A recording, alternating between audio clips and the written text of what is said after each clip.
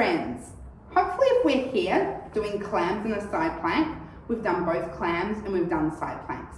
So we understand what both of those exercises are separately. If not, jump back and have a look at the previous videos of those two things so you have a few ideas on how it's done.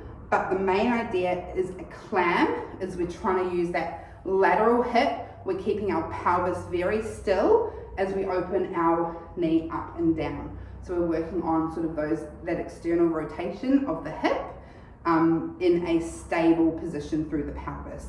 A side plank is where we're lifting up through the side body and we're keeping ourselves lifted while that body's up off the floor. So we're not sinking into it, and we're also lifting that hip. So it's sort of hips and ribs are lifted. If I'm down on this side, hips and ribs are lifted. So we are going to do them in a knee plank position for clams because clams are with bent knees. What we're going to do is to set up is make sure our shoulder is directly over our elbow, and then my hand is nice and flat up the front here. You know, I love to do a clam rather than bringing the knees forward, taking them back a little bit. Those knees are not directly in line, they're just a little bit forward. And I'm going to, before I even lift anything, I'm going to be active through that side body, lifting through there. You can have your hand on your hip. If you need, I should have a block. You can have a block to help push yourself up too.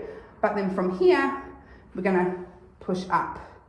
And then we're going to open that top knee up and down. So the idea is we keep lifting through here and we keep that pelvis nice and still as we lift up and down. So I'm going to take you to a side view so you can have a look at what that looks like, because we actually have two options for these feet. So your first one is, as I said, sitting up just as a regular clam, coming on up, that nice open and close through there.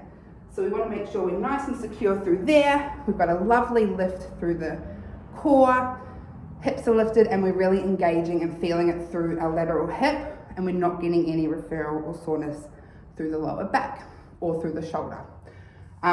If you're feeling really good with that one, next step is that you can actually lift the heels. So that way we're working even more so into external rotation on both legs rather than only focusing on the left and just a little bit of incidental rotation on whatever one's on the floor. So we're here. All right, here we go. Woo! All right, this one is a good one in case you can't tell me trying to hype myself up. Come on, LM, you can do this. All right, here we go. We're lifting up, knees up. Whoa! Oh yeah. You can definitely feel that one. Woo! That is good. Look, those feet might come into a little sickle. That's okay. You can kind of, if you can, try and work them into a point, that's fine. But the main thing is to find yourself lifted and get into that beautiful external rotation from the bottom while keeping the hips stacked. There's a lot of stuff going on there, which is why there's a lot of different levels to build on for these clams. But that one is definitely my favorite in terms of working for turnout.